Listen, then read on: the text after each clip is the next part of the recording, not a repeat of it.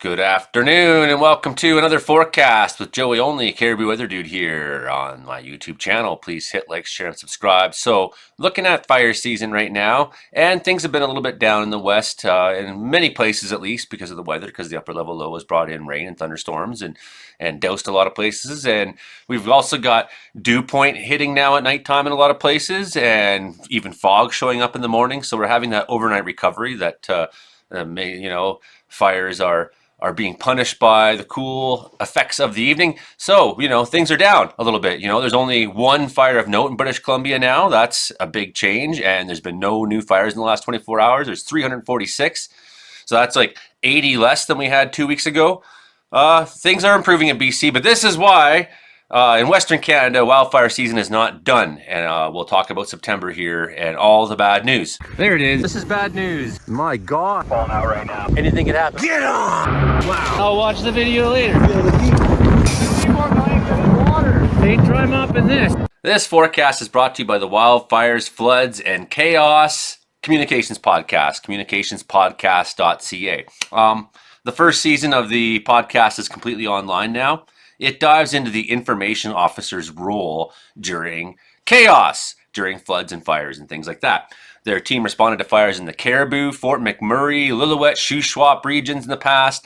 You can find the podcast wherever you like, or you can go to communicationspodcast.ca. Thanks for sponsoring the show. Sitting along the coast of the Pacific so far has been this upper level low that's been visiting us for the past little while here. It's been most of the story. It's about to try to break free and make its way more or less north. It's going to follow these isobars up kind of this way. We'll see in a minute here. It's going to bring some thunderstorms into southern BC as it wraps around upper level low. Lows always go counterclockwise, right? So the delivery method is for this stuff here to come to here, right? So we're looking at BC having a stormy Friday. Like I said in the past, a week ago or something like that, the thunderstorms are helping the fire situation more than hurting. We're getting more rain in these storms, more precipitation.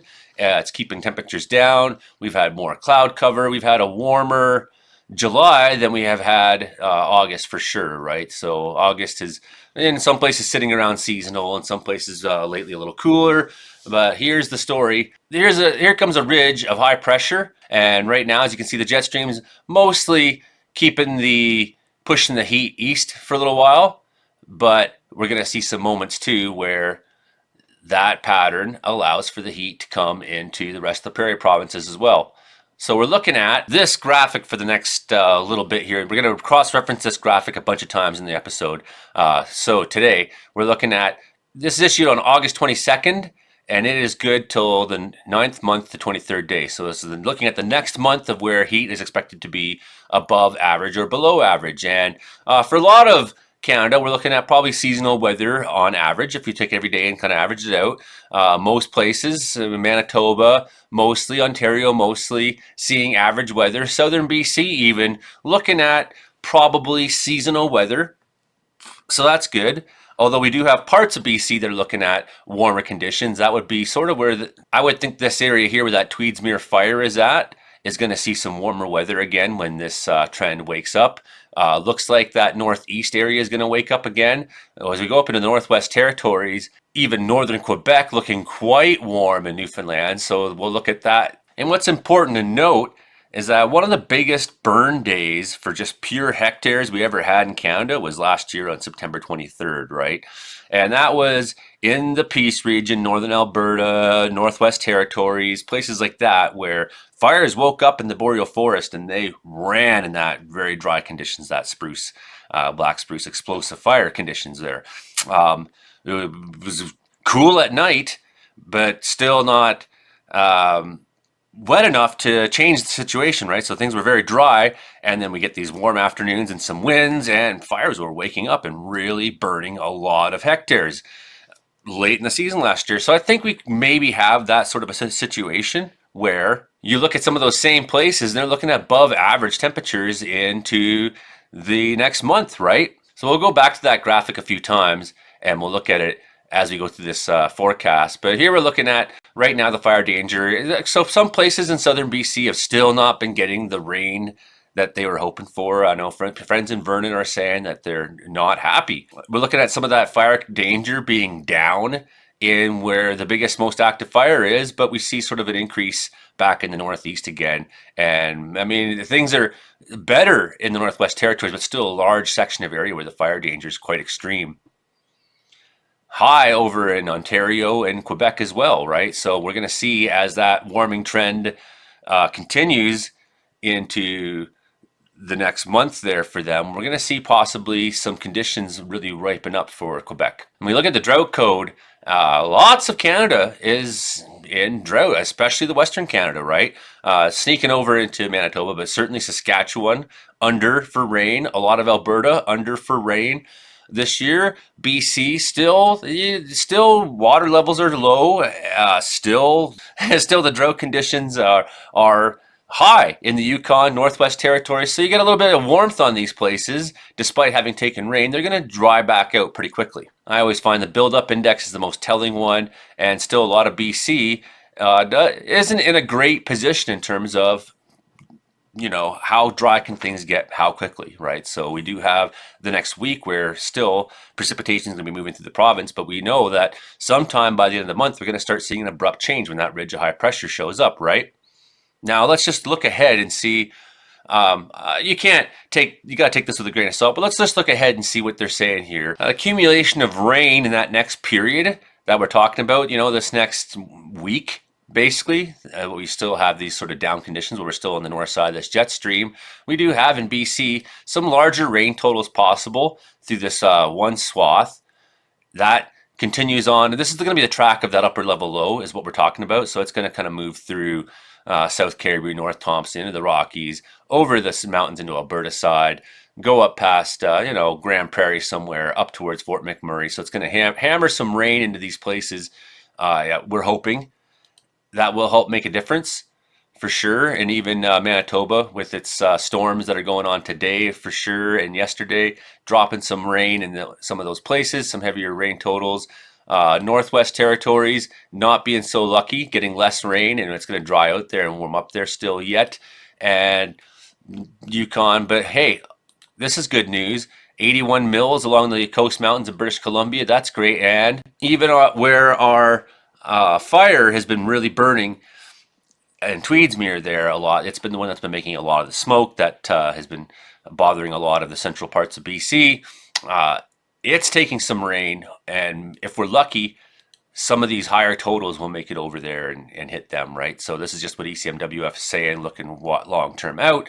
Those places in BC, they're going to need some of that rain because we still have on Vancouver Island stage 5 drought there in a lot of places, so quite dry in Vancouver Island. We're only looking at 3 in a lot of southern BC, although Nicola, that area at level 4 for drought. The Kootenays, East Kootenays, they're only at drought level 1, so that's nice, and Upper Columbia as well. But also you go to Upper Fraser West and Bulkley Lakes, that's level 5. We go to the Parsnip, Upper Fraser East, Central Coast, North Thompson, Lower Thompson, South Thompson, they're all at category 3.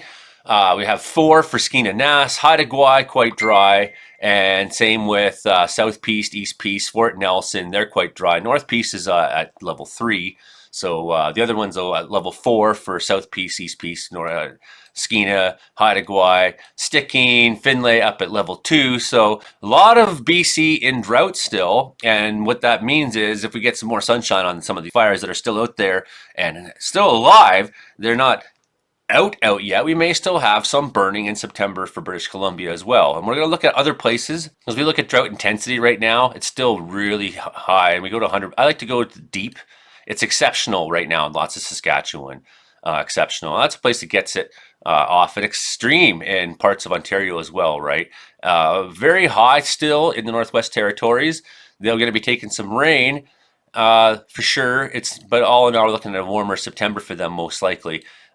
Pretty high still in the piece, so maybe the fires have not been as active as much this last month as they were early in the season, but we're still not looking at great conditions for them. This upper level low pattern is going to try to make its way up into the northeast of itself, right? And we're looking at Friday in BC. becoming a thunderstorm day. We're seeing where that low develops. Bam, we're looking at southern BC. Already by 1 o'clock, maybe seeing some strong ones in the Cranbrook area, right? Stronger ones down central, maybe through possibly into the Kootenays, but maybe definitely, I would say that whole stretch from Grand Forks over to Princeton and then up through Kelowna. I mean, that's a large area where we're looking at thunderstorm activity on Friday. So some of these are going to be pretty strong, and they're going to be delivering a lot of rain, I think, as well, right? So that's helpful. Strong thunderstorms in Alberta tomorrow. We're concerned about the potential for some of those to be severe and dangerous, and those are going to go all through the night. And we just see how that upper level low is making its way out.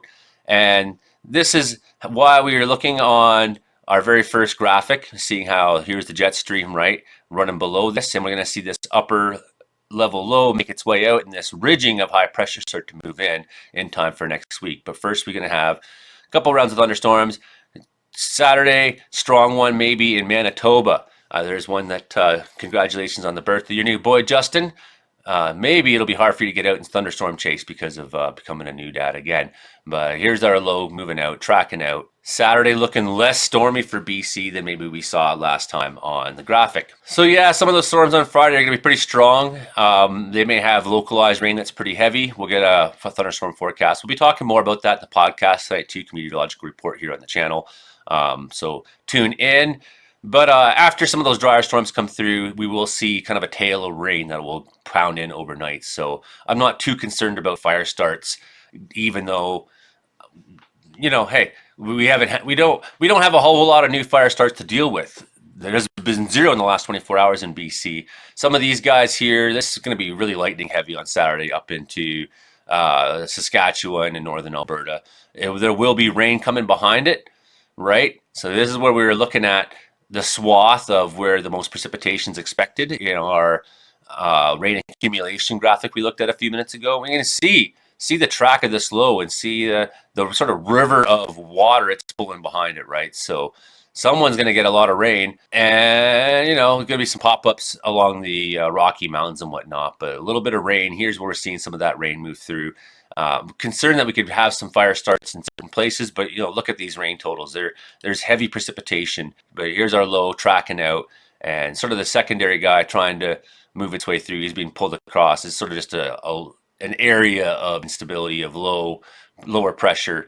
Up the coast mountains goes all that rain. So that's all stuff that we more or less were looking at and what we saw more or less in the rain accumulation graphic. Try to get an idea of where our fires are most active. Idaho's seeing a pretty big fire season right now. And what we're looking at today is the last 3 days worth of activity. So I don't think there's probably much going on in this area, but it just shows you that there's some hot spots still in the Slocan fires that are out there and could possibly, if they get some warmth and whatnot, wake up. That same goes for 70910. No real activity the last day or two. That's nothing big, but there's some hot spots out there that could still burn. Things have been pretty quiet in the West Caribou. Our big fire out at Tweedsmuir Park, not showing a lot of activity in the last day, but it has been active in the last few days. We know that rain could really help this place, but we also know we could have a September where there's a little bit more burning going on there. So we're looking at a drier, warmer September for them. So this fire is not done yet. I expect to see this one make some more activity in the next month still. A little more activity up in the northeast. Our Fort Nelson fire still had shown lots of activity over the last number of days. And some of these places, I mean, not showing much yet today. It's still early. It's only noon that I'm making this. And usually you'd want to wait till 4 in the afternoon. That's why I'm picking 3 days at a time, because we don't have fresh scans for today. And because there isn't the activity yet to really catch, right? But these are showing you areas that if we get warmer, drier conditions still up in the northeast, we could see some active burning again like we saw last year up there. And if you go up into the Northwest Territories, some of these fires have shown a lot of activity still. 02024, quite active south of the Mackenzie River. But it's all these guys near Great Bear Lake that we were really watching. You know, these are big fires.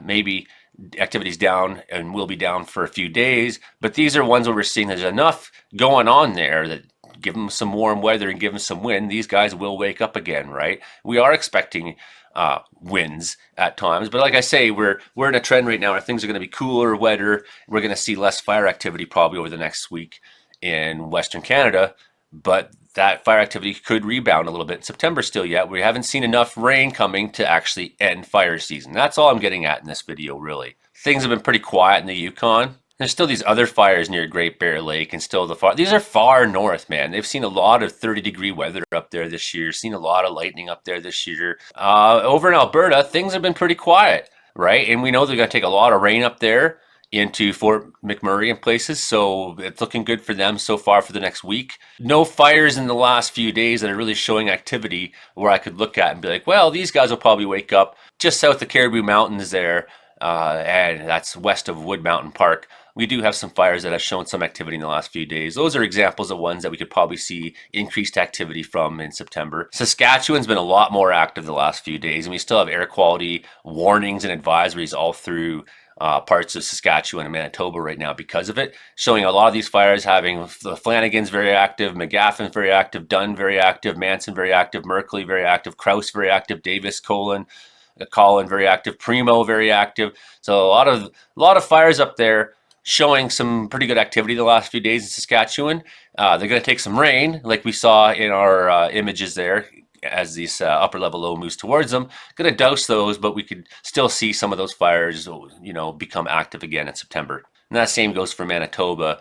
Less so though, less activity in Manitoba for sure. We're going to see lots of lightning over there for the next few days, so that may trigger some new fires in some of those places. But all in all, Manitoba not seeing a great deal of fire activity. Now we know all that heat that's in Alberta and Saskatchewan has been pushing the upper level lows, pushing it eastward, right? So we know that we're going to have some warmer conditions coming into September for Quebec.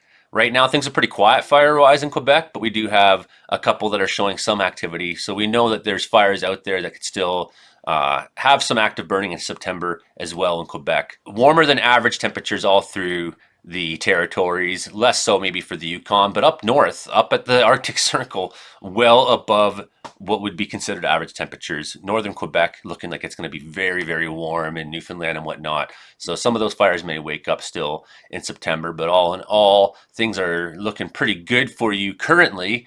Saskatchewan looking like some of your fires that may take some rain, they're going to see some of that heat. You're probably going to be the beneficiary of more of that heat. So whereas some of our guys in Fort McMurray and some of these fires in Alberta, they're not showing a lot of activity right now, and we know they're going to take some rain. I'm less concerned about you moving forward. I'm pretty concerned about the BC piece. I'm really hoping that Tweedsmuir fire gets a lot of rain and gets doused hard so that we don't have smokier conditions in September for them as well. So looking to see some improvements before we get back into a warming trend that will see fire potential rise again in British Columbia. Maybe we've seen the end of big crazy fires that are going to get up and do a lot of runs. Maybe we've seen the end in BC for evacuations and things like that. We definitely see only one fire of note left in the province. So things are all in all improving, but we're not out of fire season yet. We're going to have a longer fire season. We're going to have a second summer a little bit in September. We're going to have a longer fire season than we traditionally used to have, and which is becoming normal. We're having longer fire seasons with more days that are at crossover conditions, right? So we'll have to look at, as we get towards September again, we'll have to look at how warm, how dry, what's the humidityx value is going to be like, what will fire activity actually be like in BC. But this just gives you some preparation for everybody in Western Canada, especially what September might hold. Anyways, thanks to all my patrons and supporters and channel members. You are doing a huge thing for me, encouraging me and making my life a little easier by financially helping me. And I also want to thank Wildfires, Floods, and Chaos Communications Podcast for sponsoring me. Same thing. All right, hit like, share, and subscribe. You can do that for free. That also helps me get on top of the algorithms. That's right. Hey, if you want to see a great video about a fire start in Supercell that came through Wells a few months ago and started back in July, started all the wildfires here, you can look at that right here. Okay, that's it for me today. All right, bye now.